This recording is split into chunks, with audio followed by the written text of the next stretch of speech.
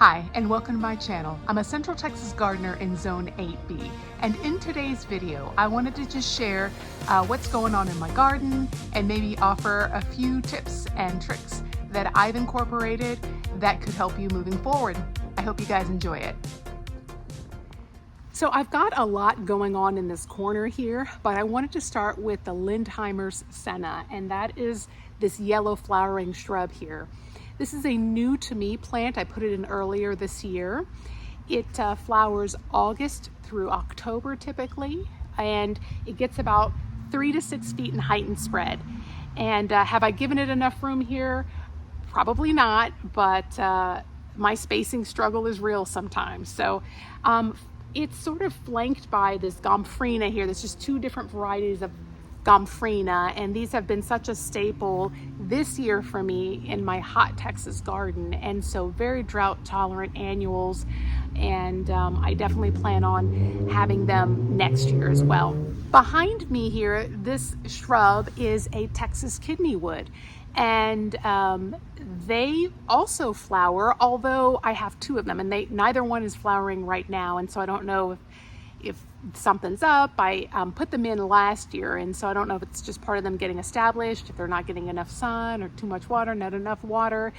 They look healthy otherwise, but I just don't have any flowers, and the flowers resemble sweet almond verbena in look and smell, and so very popular with the pollinators. And I think they can get pretty big as well, maybe up to 10 to 15 feet. And so again, have I given this enough room? I don't know, we'll see. So this is a Texas lantana, and this is a beautiful lantana that gets quite a spread, 5 to 6 feet. And it has definitely been my experience that it takes that spread.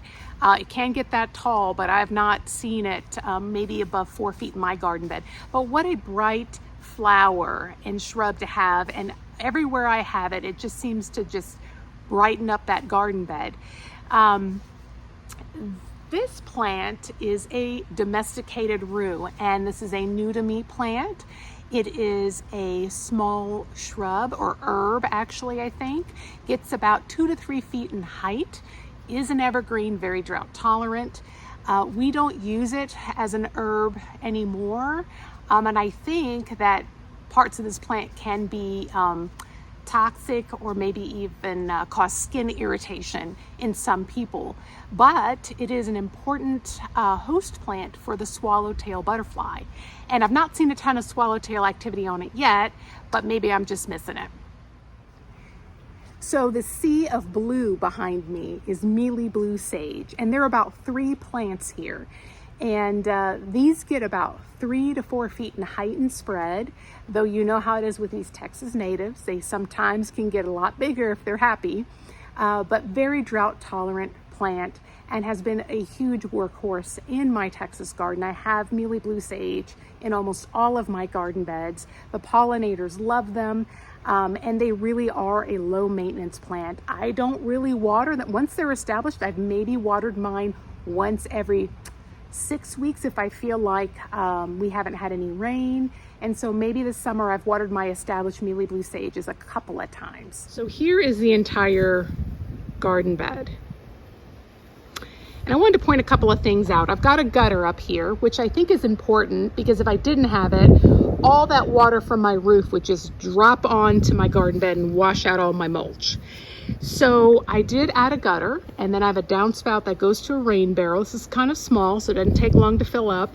The excess then runs off the top of that down this sort of these flagstones, and then fills the edge of my garden bed. And this is actually probably about 4 to 5 inches deep, and it does drain water all the way into sort of this modified creek bed where I put a bunch of rocks, and I've sort of angled it so that it would sort of settle here. And this is the low spot in my yard, so a lot of times I'll have a puddle here, but usually within a few hours that water will infiltrate the ground. You can see though that if you use this style in a mulch bed, you're probably going to be losing some of your mulch, right? Because I've got a bunch of it here. And then if your mulch goes away, sometimes your weeds, it's hard to suppress the weeds. So This is not by any means a maintenance-free style of edging, but it's one that has worked really well for this spot. So I'm sitting on the edge of another garden bed, and this particular garden bed is primarily filled with rock. The plants I've got in here include Texas Lantana, zexmenia, skullcap. I've got, this is bicolor iris. I've got a little gem magnolia here. And then this pink plant behind me is a dwarf variety of crepe myrtle called Bellini. And I just wanted to talk a little bit about rock garden beds. They are really a terrific option in some instances. Number one, I think a lot of people think that a rock garden bed is going to be low maintenance, and that is probably less the case than even a mulched garden bed. And I say that because the rock or any other sort of non-organic material that you use to sort of fill a garden bed, it doesn't do great for weed suppression. There's a lot of gaps usually in that material, and especially in this particular rock, because the rock is about 2 to 4 inches in size. And so weeding, I feel like, is sometimes a little bit trickier in these rock garden beds. Also, rock can sort of retain heat and sometimes heat up an area to include the area around your plants, and that may not necessarily be something that your plants appreciate. And the last thing I would say is that, you know, materials like rock or recycled tires and things like that, they don't break down, right? So you think, oh, great, I don't have to replace it on a regular basis, but they don't break down, and so your soil is not made richer over time. And so I would say those are a couple of considerations. I just have one bed that has got nothing but rock, and it's primarily in a part shade to mostly shade area. But it definitely is probably one of my higher maintenance beds. The other thing I would say is that if you're using rock, it's a very heavy material, and if you have any sort of retaining wall or border that you're trying to use to contain that rock, it needs to be heavy duty, because I have a bed that I have a much narrower cut limestone, and it is really not held up like this thicker limestone has. So make sure you're using a heavy duty border if at all your border is going to be part of what holds in your rock.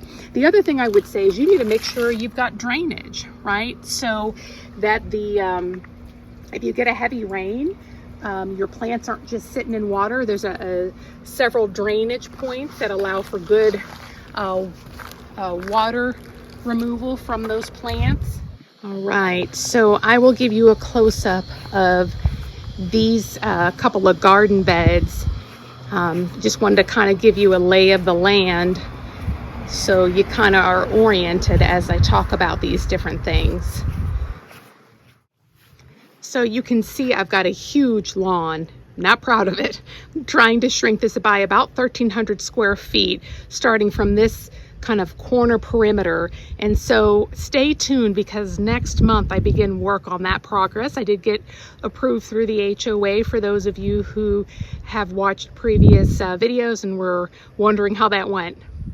So I'm out here with my Catawba Crepe Myrtle, and this is a semi-dwarf variety of Crepe Myrtle that gets about 15 feet in height. You can see it's got these beautiful purple blossoms, and they flower all through the summer.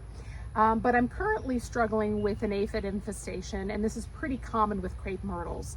And so about every few days I'm out here with a water hose spraying off the aphids, and I'm hoping that those beneficial insects will come in and take care of this problem for me. A really good alternative to consider if you'd like something similar high in bark structure and flowers would be a Texas persimmon. And so, but sometimes you gotta love the one you're with, so I'm just out here doing the best I can with this particular variety. This is a Greg's mistflower, and this is a Texas native that gets about 2 to 4 feet in height. It's a pretty aggressive spreader, and so oftentimes if you are looking to add this to your garden bed, you just need one, because it'll fill it out of space pretty quickly. This is a huge butterfly magnet for my yard, and it's, I think, a very important plant for the queen butterfly. And so I'm always seeing this mistflower covered in queen butterflies, and pretty drought tolerant, though I would say probably needs a little bit more water than some of my other Texas natives. This is a Datura plant, and this is a new plant to me this season. I put it in early spring, and it gets about 4 to 6 feet in height and spread. It's a purple variety, and they come in different colors. This is used for its ornamental value, but also is used for its ability to sort of attract pests. And so people will sometimes use this as a trap plant to pull pests away from their other plants. And so it is deciduous, and it does die back in the winter, as I understand it. And it's got, this particular variety is purple, and it's got these beautiful purple blooms, and then these beautiful dark stems as well. This is a crossvine, and I have a few of these in my yard. These are Texas natives. They are self-clinging, though I do have both of mine that are growing along a wall stabilized with wall anchors. This plant does flower profusely in the early spring, around April, but sometimes as the temperatures drop, we will get some sporadic blooms as well. I will tell you that though this is obviously a vine, having any sort of vegetative material on your house is just something you're going to have to decide whether or not you're okay with, because it can attract insects, and also it can maybe cause moisture issues with whatever material your home is made of. So just think about those things before you attach something like this to your home instead of like a pergola or a trellis. Here are several of my autumn sages, and I have these all over my garden because they are such a resilient plant for our area. They are a Texas native. They come in several different colors. They get about 3 by 3 feet in height and spread, and they are evergreen in warmer zones. They're a constant draw for pollinators, including hummingbirds. And I just have them everywhere because they will fill out a space, and you really don't have to worry about a bunch of maintenance with these. Here I've got 2 different varieties of flame acanthus, and these are also Texas natives. Really do great for our area with the pollinators. Hummingbirds love these a lot, and these get about 3 to 4 feet in height and can sometimes get that in spread as well. They will readily drop seeds, and you'll get a lot of volunteers also. Behind me, I have got a different variety of Texas sage. This is green cloud, has a little bit of a greener color to the leaves and a darker purple flower. And these are just doing phenomenal in my garden this season. So if you're looking to incorporate some new garden beds in your garden and you're interested in how I went about the process, check out these next couple of videos. And until the next one, y'all take care.